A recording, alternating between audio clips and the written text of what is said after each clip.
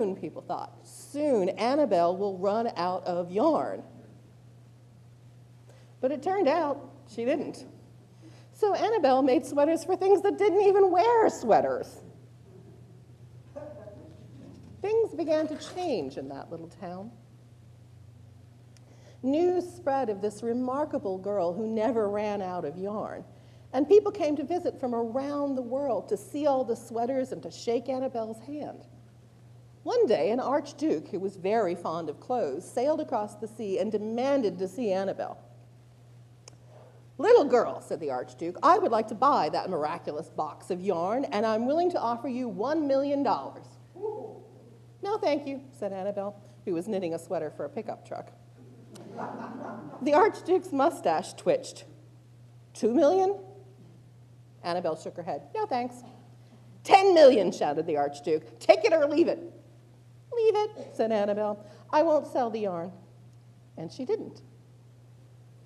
So that night, the archduke hired 3 robbers to break into Annabelle's house, and they stole the box and took it to the archduke, who set off across the snow and sailed over the sea back to his castle.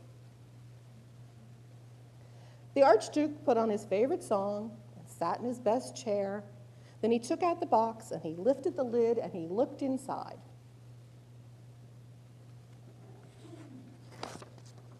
His mustache quivered. It shivered. It trembled. The archduke hurled the box out the window and shouted, "Little girl, I curse you with my family's curse. You will never be happy again." But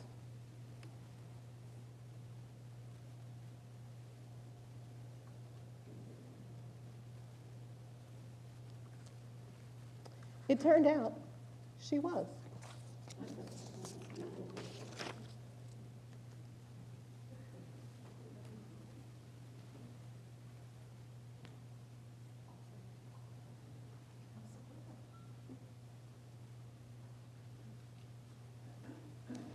Sorry, I got so wrapped up in the story that I forgot. I was next with the offering.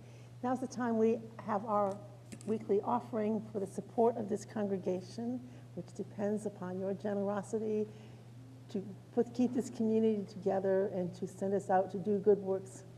One of the good works we do is supporting the local Clemson Community Care Food Bank, and so we will also collect food, and I think Talia probably is going to need some help with that job, so if anybody wants to gather food, we will deliver it to Clemson Community Care.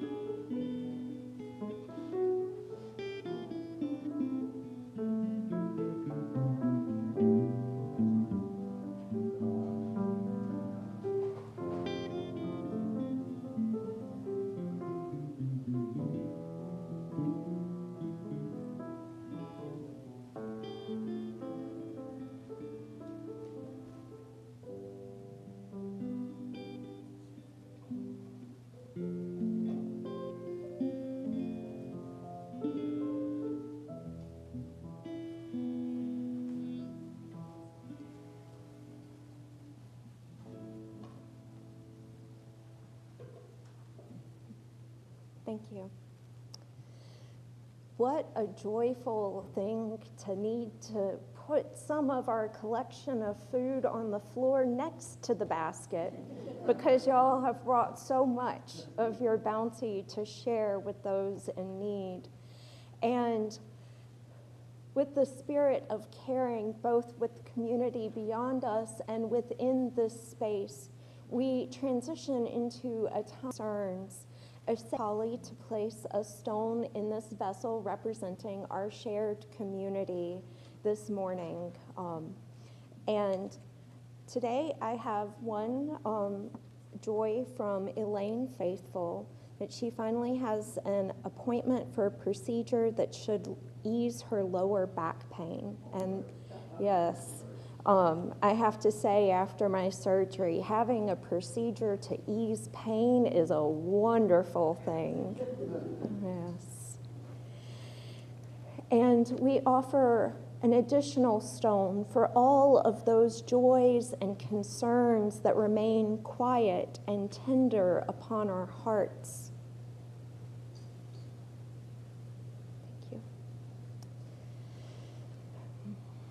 You know, I'm amazed sometimes at how much and how little of joys and concerns are shared. Some weeks it's 0 or 1, and others it is 17. I think that's the record thus far. But it is wonderful that we can share these moments with one another. And it is also a thing that I loved when I came here to be the minister and was doing the interview and talking to the search committee, that our children and youth asked to stay in service until we had done Joys and Concerns. And so that is why, right after Joys and Concerns, we do Go Now in Peace, which sends the children out to their religious education class and spending time together, although they can always stay in service with us if they like to. So if you'll join in singing Go Now in Peace as our RE folks leave the sanctuary.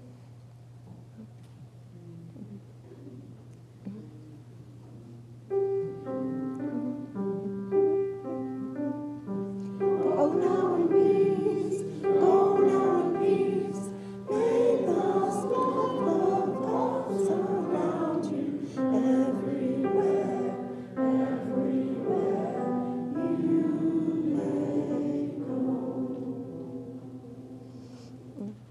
I'll also make a note that on the slide you see a set of words that's found in the hymnal. And this is what the copyright has for the words. However, there are a lot of us that sing slightly different words rather than what is shown on the screen. So if you ever hear somebody next to you singing different words, that is why. And sometimes we have a little asterisk under it to tell you what those words are, just to, keep us on our toes. And today, our order of service looks a little bit different. Sue, who was one of our ushers this morning, goes, "So you're not doing a sermon?" Well, I'm doing a longer meditation in this next segment that I'm going to ask you to kind of interact with, and then have the opportunity for you to share after our musical meditation something that you've reflected on. And it'll be a brief time of sharing, but because of that structure in the service, I called what I'm doing a reflection rather than a sermon, because I think it will reflect some of what takes place here in the service, and it'll be a little bit shorter, hopefully, than a standard sermon. And so the question for the meditation is, what is your labor of love? If you could do anything and money was not a factor, what would it be? So I recently heard an interview, an actor on a little show called Supernatural. Did anybody ever watch that show? Okay, a couple of nods. So the actor was answering a question and shared words of wisdom that his father had shared with him. And maybe some of you have heard something similar. And the gist was, if you can do what you love, then that's great. Do it. And if you can't afford to do it, then work so that you can find a way to do something you love.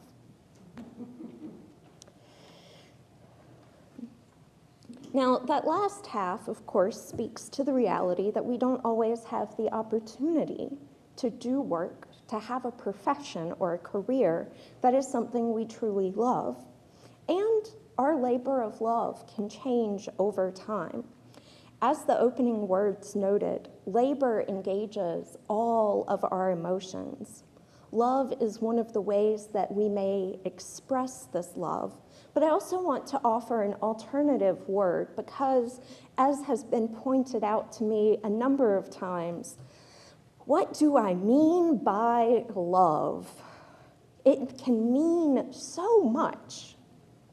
But in this context, what is it that you have a passion, that you care deeply about in this life? What helps you find and make meaning? And so with that framework, now I invite you into a spirit of meditation. I invite you to find a comfortable position in your chair, uncrossing your legs and placing your feet on the ground if you are able and comfortable doing so. Maybe lift up your shoulders a little bit and let them relax down. Soften your gaze or close your eyes, following your breath, breathing in through your nose and out through your mouth. Take a few breaths. Feel the rise and fall of your belly as you breathe in and out. Let the breath of those near you fill that space. And then I invite you into a moment of reflection. Think of a moment of joy in your life. Where do you find that joy? Is it something you can return to? Joy is the gift of love. Love for what we do, for ourselves, for those in life that are our beloveds. Finding joy. But love can also bring grief and anger and wonder. It is a labor of love. Where do you find your labor of love? A labor that engages your passion. Take a few more breaths. In through your nose and out through your mouth. Continuing to feel the rise and fall of your belly. Reflect.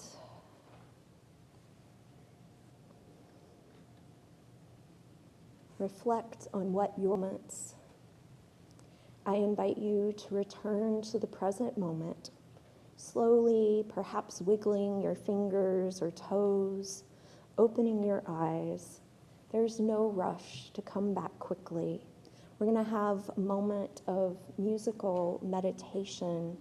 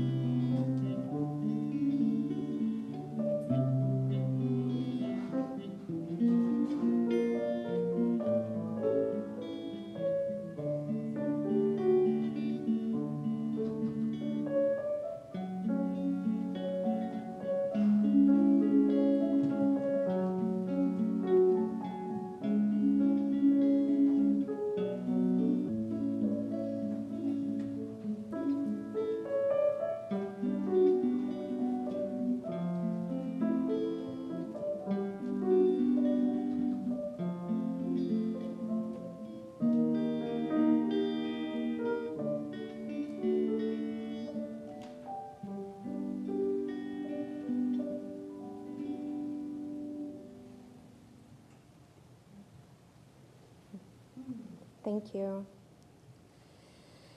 So the next part of the service is going to be an invitation for you to share, if you would like to, something that you reflected on, something that is your labor of love.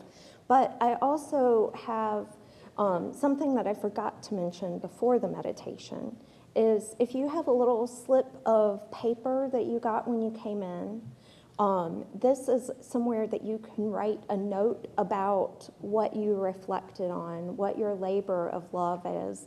And if you need a pencil or something to write with, if you didn't get one when you came in, we can help make sure you can get something to write that with, or you can wait and write it after service, whatever works best for you. But I've asked Holley if she will help me, and I think we need to turn the mic on when you take it out, to bring it around to anybody that would like to share. You don't have to, but if you would like to share a little bit about your labor of love, we would love to hear about it. And I also want to mention that if you have something that you would share in greater length, that we do have a wonderful social time after service in which you can share a little bit deeper in your story. Is there anybody that would like to share a little bit about what your labor of love is? When I was interviewed for my very part-time job as a member of the State Retirement Services Commission, after they interviewed me, they invited me to ask a question, and I said, economists believe that work is what you have to be paid in order to do it. And the rest of the job is play. It's what you do even if you weren't do is work, and what part of what you do is play. And in the case of the commission, driving to Columbia is the work.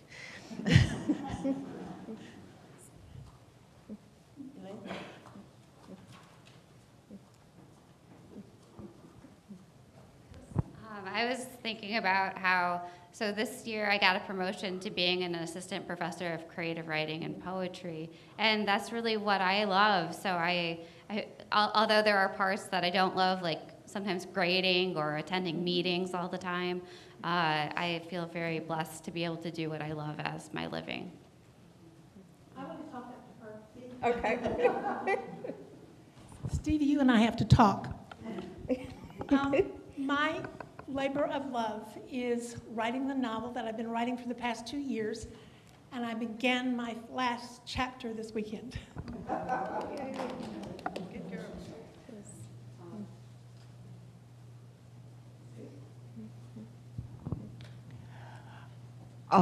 I have two labors of love. One is to help people have less prejudice towards the homosexual transgender community, and also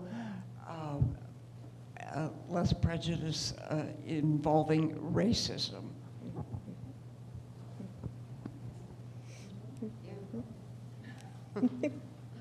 Good morning.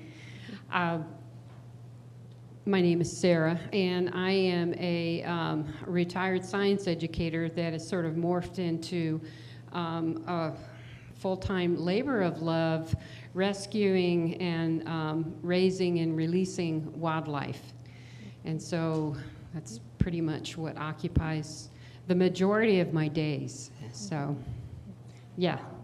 So it's something I knew I wanted to do when I was little, and it just broke my heart when I'd find an animal that I couldn't help, but now I can do it. So that's my labor. Thank you. Holley, we have somebody over here. Okay. Sun's in my eyes. Okay. I'm another Sarah. And I haven't been able to do mine for a while, but I used to work with horses and kids with special needs. Mm-hmm. Thank you. Was there somebody over here?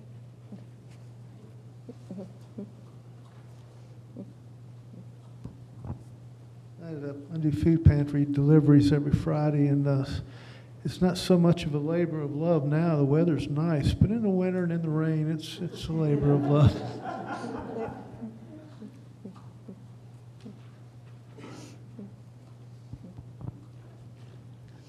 Nancy. Excuse me.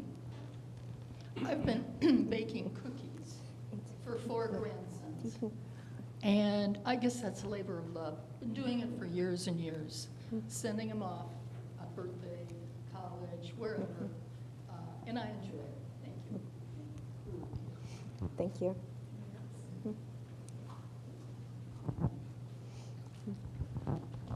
I've had my own business for 50 years, so I guess that's what I'm dedicated to. But it was interesting recently in evaluating why I have done this for 50 years, is that I'm a manufacturer, and I just like creating things, physical things.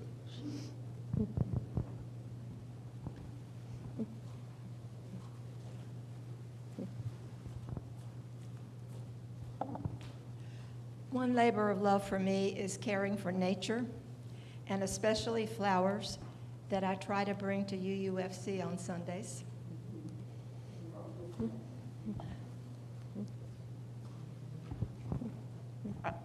I want to second Stevie's.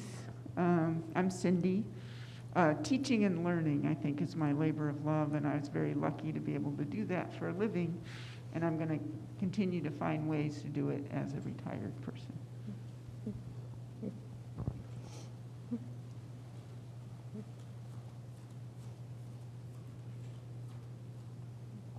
I'm Meg, and my labor of love is caring for the UU grounds. And my dream would be to have lots more volunteers, and and having enough money to hire someone and to buy some irrigation equipment after this summer. It's been hell.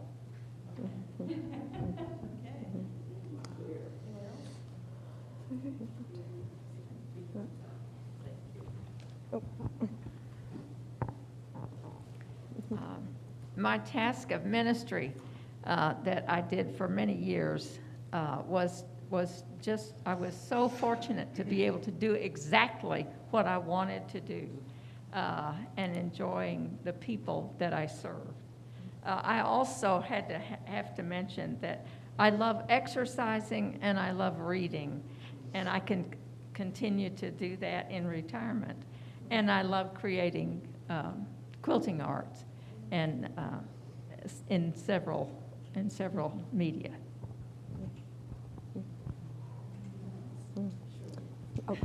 So I'm Elaine, and my labor of love, which I'm thinking means I'll do it, but I don't really want to. So my husband has a lot of students from all over the world, and we entertain them a lot, even though I don't really want to sometimes. It's not always convenient, right? But we are now friends all over the world. Thank you. Thank you all for sharing. One last one. Okay. For 56 years, my labor of love has been organizing and participating in the League of Women Voters, and it loved me back.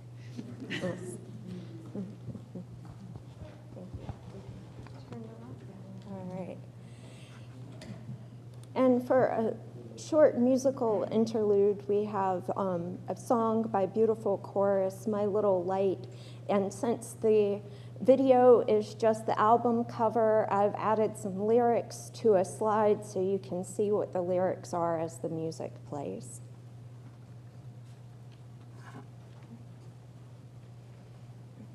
Little light of mine, you used to be too scared to shine.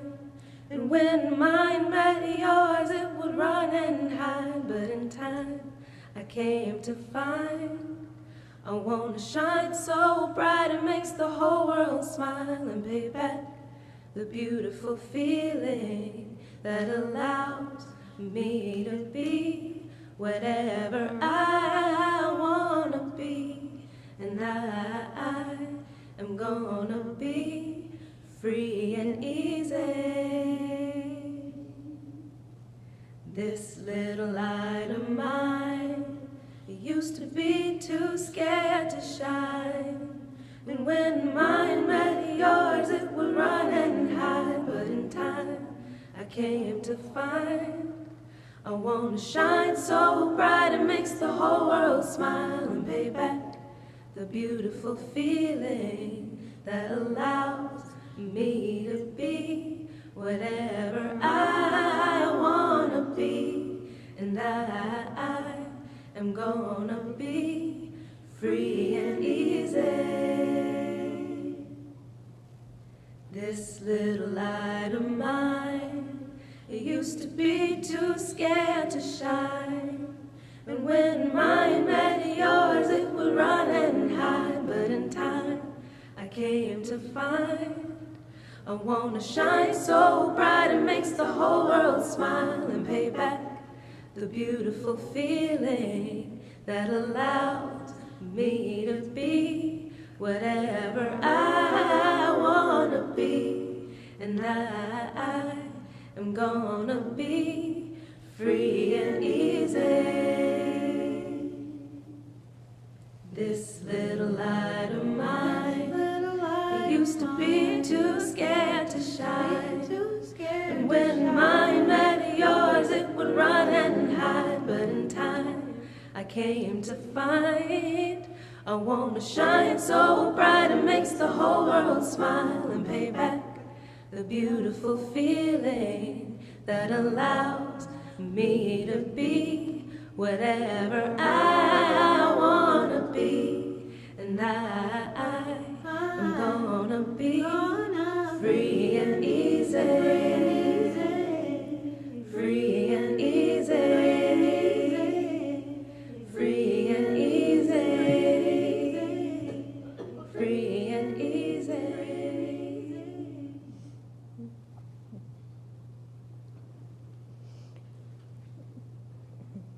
Thank you. And that was beautiful, the side effect of having the words on the screen, to hear you all join in singing as it went along. And I don't know if anybody else had the sense that we thought that one last time through was going to be the end just before that. But sometimes life surprises us. Even me, who had heard the song, I was like, oh, wait, there's more. I feel like an infomercial with saying it that way. But so for my reflection today, I want to start out with a quote from John O'Donohue.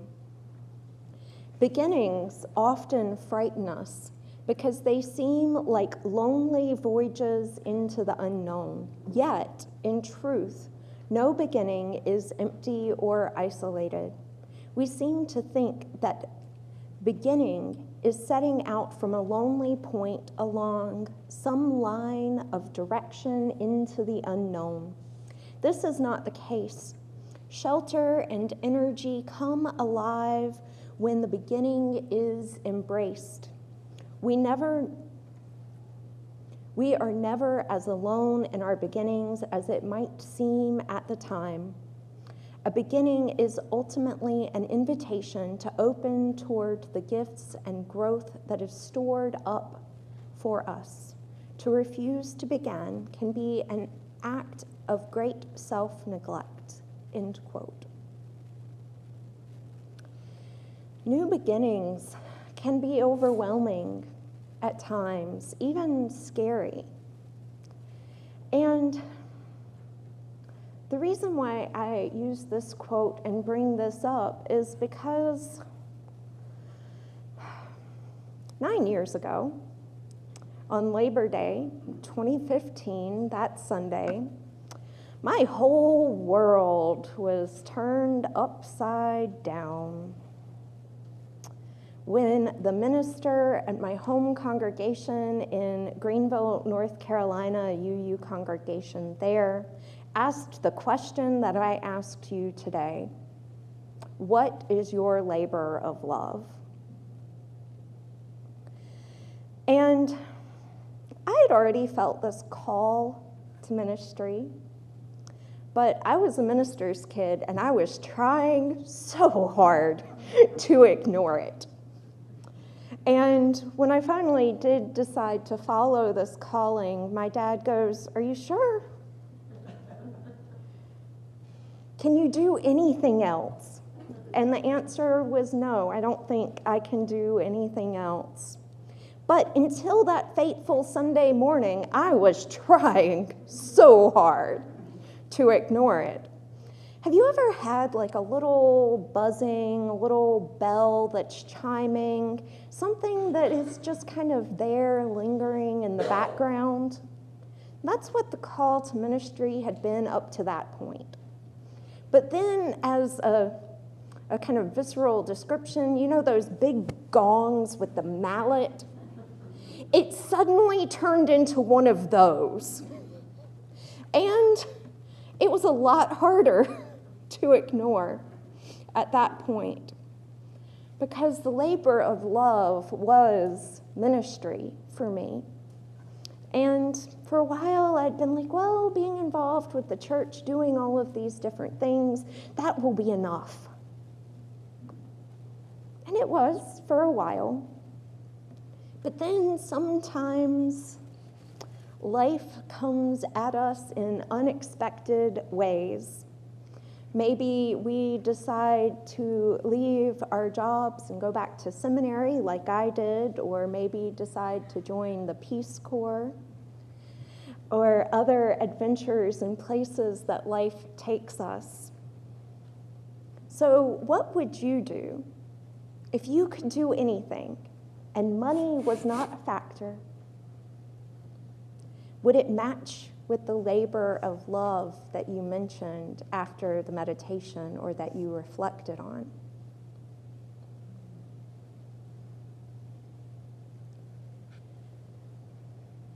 And if it doesn't, is there a way that you can incorporate, or that you already incorporate, that labor of love into your day-to-day lives? That thing that you would do if money was not a factor.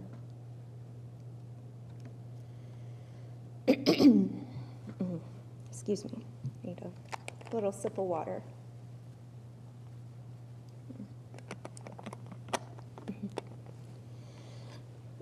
So I'm going to use an illustration from another television show. Has anybody here watched either of the shows 911 or 911 Lone Star? Okay, one person, cool. So to give some context, these shows center around a 911 call center, police, firefighters, and EMTs that kind of know each other and their roles intersect. And they're kind of this opportunity to glimpse into a part of life. There's some wild episodes with massive earthquakes and tsunamis and fires that were started by lava spills, all kinds of just over-the-top drama. But in the midst of all of these dramas, you get to see some of the characters. And one of the really cool things that the first of those series, 911, did was to highlight where each of these characters began their journey that led them to become firefighters or EMTs or police. And one of them has 2 points at which their life radically changed, and they were all connected to medical needs in some way. This character was named Henrietta, but short, her nickname was Hen. And in the beginning of her episode, you see her as a pharmaceutical representative. And she's having to deal with a couple of guys that she's trying to sell these pharmaceuticals to, and she is just not invested in it. She doesn't feel like this is something that she wants to continue to do. So she quits her job. And then the next scene you see is her in her therapist, career advisor's office, trying to come up with an idea of what she's going to do next. And then her therapist falls out with a heart attack. And she calls 911, and the 911 operator talks her through CPR. And so that moment showed her what her calling was, what her labor of love was. But then a few episodes later, jump forward to a time in which she was serving as an EMT, and she'd had the experience of dropping someone off at the hospital and then the hospital dropping the ball. And so she decided to try something while in the field that, as an EMT, she wasn't really supposed to try. But then she continued her journey to go to medical school, to become a doctor. And so she has this whole story arc that leads to a calling that all of which involve helping other people. And our labor of love might not look like that. It might look very different. Whether it is caring for our loved ones, caring for the plant life around us, caring for our grandkids by sending cookies or visitors that are coming to the area, whether it is teaching or writing, or all of the different things that some of you have lifted up here today, and perhaps others of you have jotted down in a note, whether it is working with the League of Women Voters, helping send out postcards like these to help make sure people are voting, speaking up against book banning, which I know Mike over here has been involved with that, as well as Holley and others in this congregation. So you don't have to have a big calling like going to medical school or becoming a minister, but perhaps there is an opportunity for you to follow that labor of love, that thing that is calling to you, whether it is something you can do as work or it is something you can do as a hobby for fun in your retirement, for other aspects of your lives that bring you joy.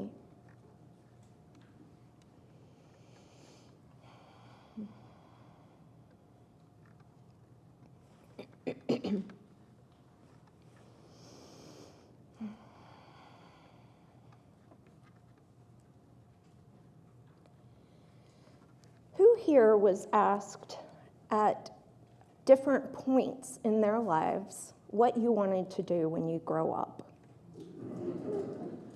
Was that answer the same at 5 as it was at 18? Was that answer the same at 50? And our lives take different journeys. You know, speaking of firefighters earlier reminded me of my brother and his friend who liked to go to the firehouse. And I like to jokingly say he didn't want to be a firefighter. He wanted to be the siren, because him and his little friend, Ken, would just be so loud. They thought they could be the sirens. But, you know, they were only 5 years old, thereabouts, in kindergarten. And so our lives take us in different directions. My brother became a civil engineer. If you had asked him when he was little, he definitely wouldn't have said that. How many of you did the job that you said you wanted when you were 5 or 10 years old? Okay, I see maybe 4 or 5 hands, 6 hands. So some of us know early on, and some of us it takes us a while to get there. And both of those things are okay, because we don't have to want to do the same thing throughout our entire lives. We can find a way to move throughout the world that engages our minds and our bodies in ways that are meaningful for us, and recognizing that that can change.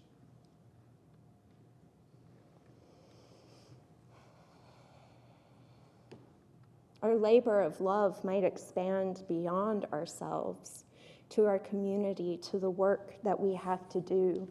Perhaps our labor of love is also impacted by the work that we have to do to just survive, to have a roof over our heads, to have food and our necessary needs met, but also for any of those extras that we want in life. But if we can find ways in which to engage both our labor of love and the work that we have to do to get by, I hope that we can find a little bit of joy in this life.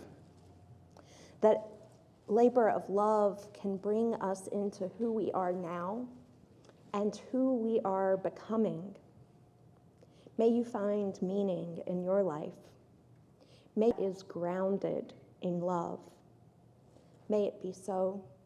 May we make it so. And blessed be.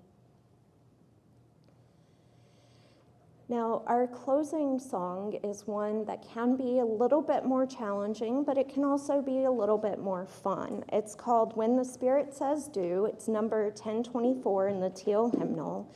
And you're invited to rise in body, mind, or spirit, however is comfortable to you. We're going to do the versions do, sing, dance, and laugh. And so if you'll join me in that.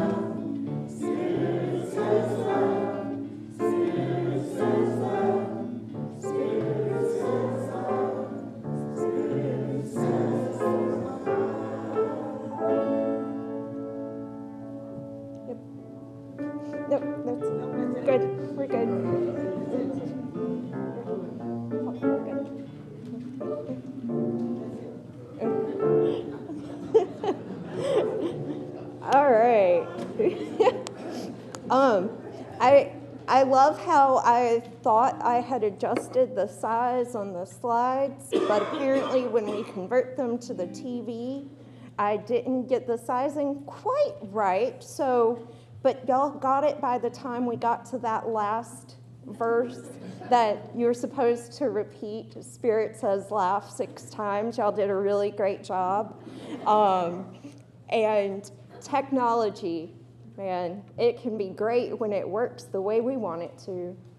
And then it can do things we don't expect. So I offer, as our closing beyond that, these words by Emily Richards. May you leave this time together changed. May the promises you have made to yourself about how you want to be feel closer to the reality of who you are right now. May you share that feeling of transformation wherever you go. May it spread in every word, deed, thought, and interaction, until we are all changed, transformed, and transforming together, becoming our better selves. Go in peace and return in love until we are together again.